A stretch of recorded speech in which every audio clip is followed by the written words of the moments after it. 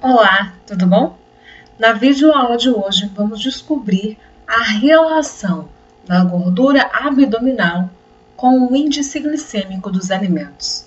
Eu sou a nutricionista e coach de emagrecimento consciente Veridiana Vansan e convido você a acompanhar comigo a mais este aprendizado. Vamos lá? Então, na verdade, aqui eu coloquei uma representação que vai nos dizer o seguinte: todas as vezes em que nós temos fome, que nós consumimos e que nós comemos algum alimento rico em carboidrato, de preferência carboidrato refinado, ou seja, farinha branca, açúcar branco, né? Isso vai provocar lá no nosso organismo um aumento do açúcar no sangue, porque esse carboidrato ele vai se degradando, né? E esse aumento do açúcar do sangue ele vai sinalizar na secreção, né, de insulina, na produção e secreção de insulina. Então, quando nós temos um aumento na produção de insulina, na presença de insulina na corrente sanguínea, consequentemente, os sinais de fome voltarão. E em contrapartida, por estar com fome, vem criar aí um ciclo de compulsão alimentar que possivelmente pode levar à obesidade. Então, veja bem, se eu falo para você que todas as vezes em que nós comemos carboidratos refinados, de forma isolada, de modo especial, eles provocam um aumento de açúcar no sangue, e esse aumento de açúcar no sangue estimula a produção e secreção de insulina, para que ela possa captar o açúcar que está na corrente sanguínea e encaminhá-lo para dentro da célula. Mas, dependendo do alimento, existe um grande estímulo de insulina. E esse grande estímulo de insulina quer dizer o quê? Que ainda tem insulina circulando na corrente sanguínea e já não tem mais glicose. Aí, entra o sinal de fome novamente. Entendeu? Mas o que é carboidrato refinado e o que é carboidrato na verdade, né? Nós podemos colocar aqui em duas grandes famílias: os carboidratos complexos e os carboidratos simples. Os carboidratos complexos são desde os pães de grãos integrais, os cereais em farelo, os vegetais verdes, as frutas frescas, de preferência aquelas que têm a casca. E os carboidratos simples são os doces e sobremesas, os cereais e açucarados, né, o refrigerante e as bebidas doces, os pães refinados. Eu acredito que você já sabe, né, em termos de seleção, qual é o melhor e qual é o pior. Mas eu vou reforçar, né? Reforçar para que isso seja realmente relevante nas escolhas, né? Que você precisa entender que o nosso corpo ele precisa de carboidrato para gerar energia, porém, se nós fizermos escolhas boas, consequentemente, essa figurinha aqui da barriguinha, ela não vai existir em você. Eu acredito que é isso que você quer, né? Então, por que escolher carboidratos complexos? Por que complexo? Porque ele é rico em amidos, ele é rico em fibras, né? E então, esses amidos resistentes, esses nutrientes, essas fibras, favorecem por diversos pontos a sua saúde, a nossa saúde. Bom, possuem baixo índice glicêmico. isso aqui que eu posso colocar. É interessante porque às vezes as pessoas elas acham que o pão integral tem que comer só para emagrecer.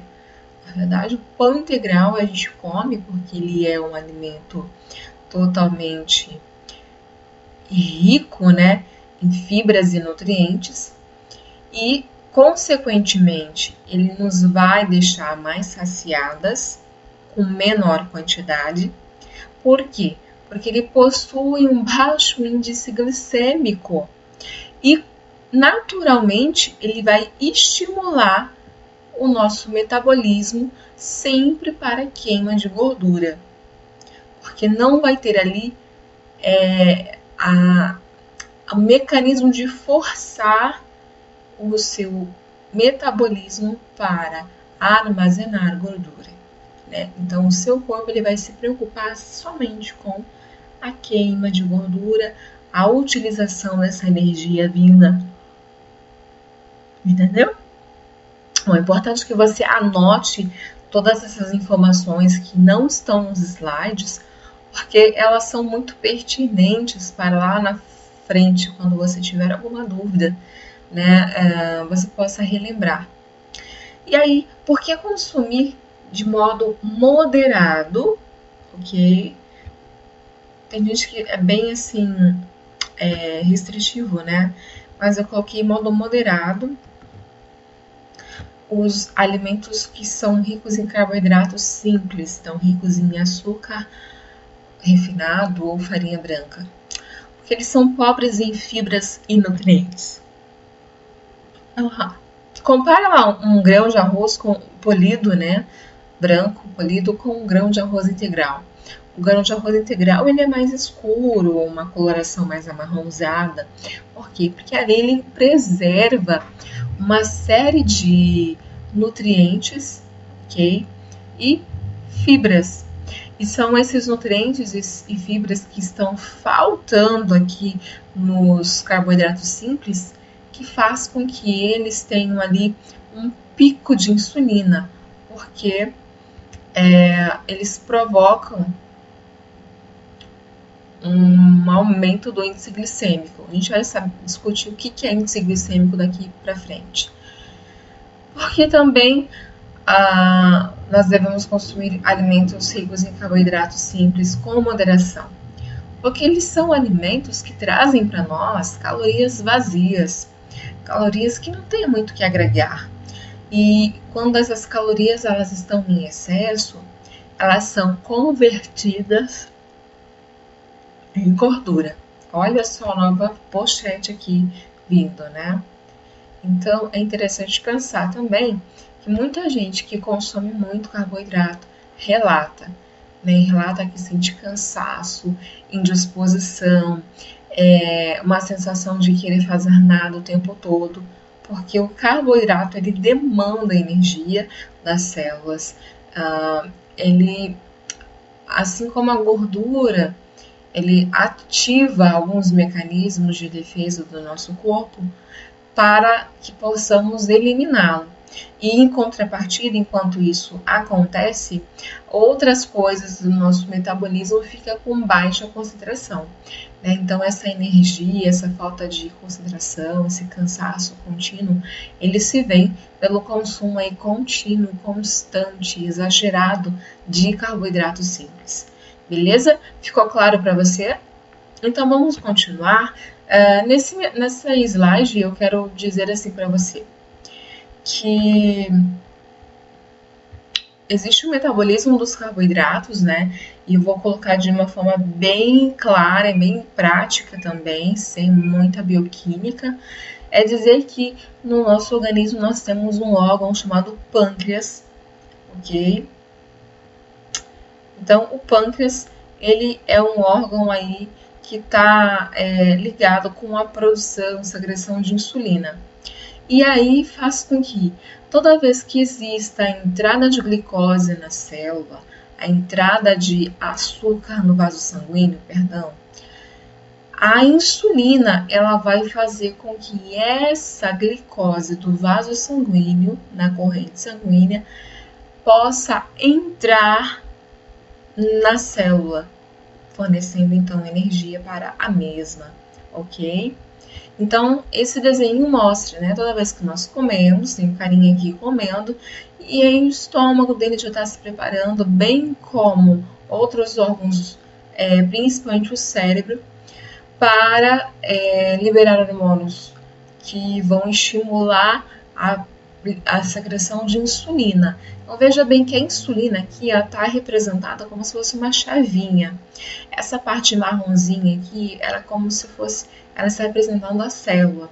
Então, e essas partículas está representando a glicose ou açúcar vindo ali do pão, no caso que eu desenho, mas vindo de qualquer carboidrato que você coma. E toda vez que você come, então existe esse processo de sinalização em vários órgãos.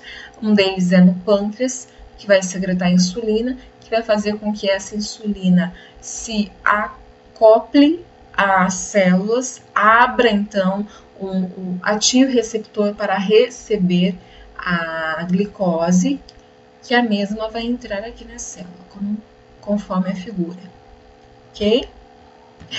Bom, e os efeitos metabólicos da insulina? Então, por que estou falando de insulina, de glicose, de gordura? Opa, isso. Por que estou falando de insulina, de glicose, de gordura num planejamento de uma pessoa que quer ser magra? Porque justamente uma das demandas das mensagens que recebi eram de mulheres que diziam: olha, eu sou magra, mas o que me incomoda é essa barriga, né? Essa pochete. Vamos então explicar nesse slide o que exatamente acontece para que essa pochete seja acumulada, exista, né? E você vai começar a perceber a importância desse conteúdo, beleza? Então tá. Vamos aqui representar, aqui nós estamos representando uma figura que mostra os efeitos metabólicos da insulina. Então aqui tem as células de gordura, tá bom? Nós temos aqui o fígado, ok? Nós temos o músculo e nós temos a insulina, que é uma proteína, ok? Então, o que acontece? Qual é a ação da insulina nas células de gordura? A insulina na célula de gordura faz com que aumente a produção de novas células de gordura. Veja bem, quando a gente colocou aqui que a insulina favorece a entrada do açúcar que está lá no vaso sanguíneo, nas células, isso é verdadeiro. E é tão verdadeiro quanto eu falar para você que ela vai ativar a produção de outras células gordurosas por conta do excesso do açúcar que você consumiu. E aí, ativando a produção de novas células, é óbvio, olha a setinha em vermelho aqui, você consegue enxergar? É óbvio que ela vai inibir a queima de gordura. Bom, e qual é o efeito da insulina no fígado? A insulina no fígado, ela aumenta a lipogênese, então assim, ela favorece a liberação, né, de glicose armazenada sob a forma de glicogênio para que o corpo tenha energia e, consequentemente, ela tem ali o fator de liberar compostos, né, que se formaram através do efeito da quantidade exagerada de glicose. Então, estes compostos, eles são degradados e aí eles geram energia, eles se tornam energia para as células. E aí, consequentemente, nós mantemos nosso padrão estável, né, de metabolismo. E qual é a ação da insulina no músculo? Bom, no músculo, ela aumenta a síntese proteica, ela aumenta tanto o nível de captação de glicose e também de captação, e aumenta a síntese de glicogênio. Então, quando uma pessoa está fazendo academia, por exemplo, eu sempre gosto de dizer assim, que a pessoa já precisa sair da academia comendo alguma coisa. porque ela abriu ali uma janela de oportunidade. Esse caso de uma pessoa que esteja ali querendo aumentar massa magra, né, que queira aumentar peso, ganho de massa magra. Se for uma pessoa que queira reduzir gordura abdominal, precisamos entender o seguinte, que como a insulina sinaliza o aumento das células de gordura e ela impede a degradação, a queima de gordura, nós precisamos, no intervalo depois que o exercício acabou, respeitar o intervalo de pelo menos 40 minutos a 1 hora, para que nesse momento de janela de oportunidade, o fígado comece a trabalhar. Então, fazendo o quê? Ativando a lipogênese, ativando energia, né? Degradando compostos para que possam se tornar energia para fornecer ao corpo e deixar simplesmente com que a insulina não fique lá sendo secretada nesse período para favorecer a queima de tecido adiposo. Então aí, depois desse efeito, por vários dias, é que nós conseguimos perceber numa pessoa, por exemplo, a diferença de uma redução de circunferência abdominal, tá? Se ela respeita. Então, se você não entendeu esse vídeo, essa parte do vídeo, dá um clique, dá um voltar, para que você possa entender e passar para frente, ok? Tudo aquilo que você achou relevante também é muito bom que você anote, faça as anotações. Aqui também é uma figura que mostra as alterações dos níveis circulantes dos hormônios insulina e glucagon. Por quê? O corpo ele armazena energia, né, quando o alimento ele está disponível em abundância. E aí, essa energia também pode,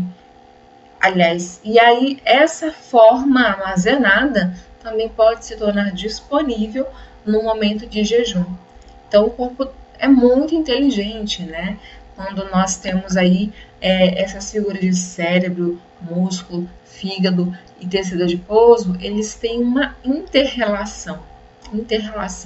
Os hormônios do sistema nervoso acabam interferindo, agindo, estimulando ali de acordo com o estado de jejum ou o estado pós-prandial do indivíduo. Nessa figura, é um gráfico, na verdade, que vai falar o seguinte, vai mostrar para você um acúmulo de gordura de acordo com a insulina elevada. Então, os períodos do dia que dá pico de insulina, geralmente são períodos do dia em que eu estou ali acumulando gordura, se eu não cuidar da quantidade de carboidrato daquela refeição. Então, vamos aqui explicar. Essa parte vermelha, tá? Ela representa os picos de insulina, certo? E essa parte em verde representa todos os momentos em que a insulina ela foi lá para baixo. Veja bem, olha a descrição. No café da manhã, então olha, de madrugada estava lá embaixo a insulina, ok?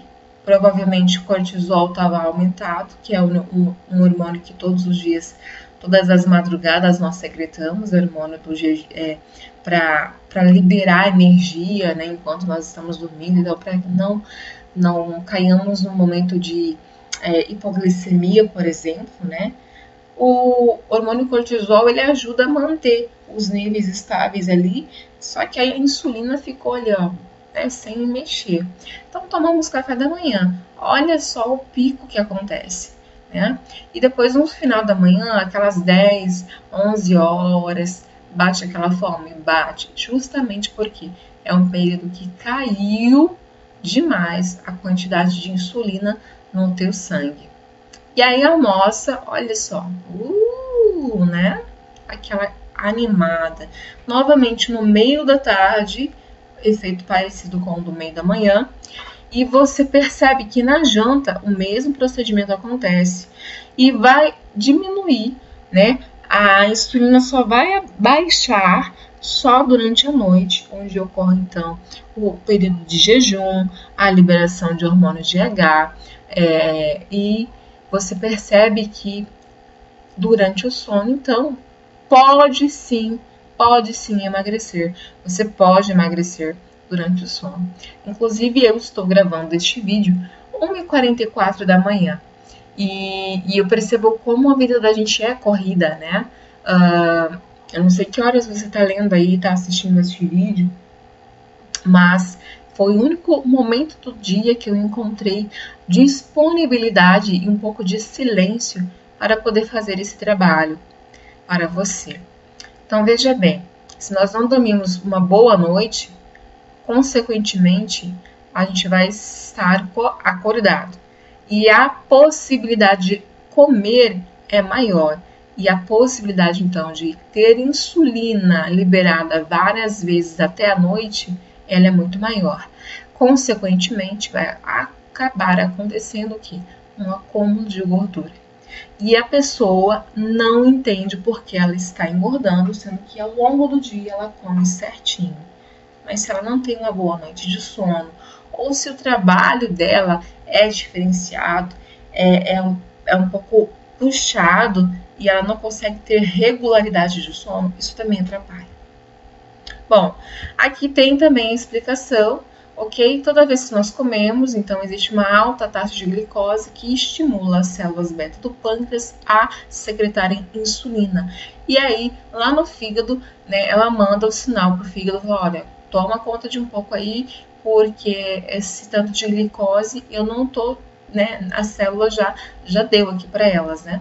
E vai sobrar. Então, toma um pouquinho para você. Da mesma forma, no fígado também pode acontecer no músculo. O que excede, o que sobra, muitas vezes, todas as vezes, bioquimicamente falando, vira gordura, tá bom? Quando os níveis de glicose estão baixos, inibe a célula beta, então, consequentemente, inibe a secreção de insulina, mas estimula as células alfa do pâncreas e libera o glucagon. O glucagon, ele faz efeito contrário da insulina. Ele faz com que o fígado quebre a forma de açúcar que está ali como glicogênio, né? E para liberar esse glicogênio, esse açúcar, para a corrente sanguínea. Certo? Mas você falou um tanto de insulina, você citou o índice glicêmico, o que eu tenho a ver com isso? Todas as vezes que nós nos alimentamos de alimentos ricos em carboidrato, possivelmente ele tem um nível elevado de índice glicêmico. Olha só, o que uma pessoa quase 2 horas da manhã gravando esse vídeo não faz, enrola até a língua para falar. Né? Então, vou colocar aqui de novo uma forma de repetir para que você possa entender. Então, quando nós comemos carboidratos, ocorre essa elevação de açúcar e insulina no sangue. Né? Então, esse nível de açúcar aqui faz com que ocorra uma sinalização para que haja muita insulina. E aí, consequentemente, a insulina vai ser liberada em excesso, porque ela não sabe exatamente quantas moléculas de glicose tem, né? E o que sobra faz com que exista um efeito parecido com a hipoglicemia. Então, veja aqui na faixa, na linha vermelha, é um alimento, né? Qualquer alimento com alto índice glicêmico, e na linha laranjada é qualquer alimento com baixo índice glicêmico. E vem cá, eu tenho que te falar uma coisa.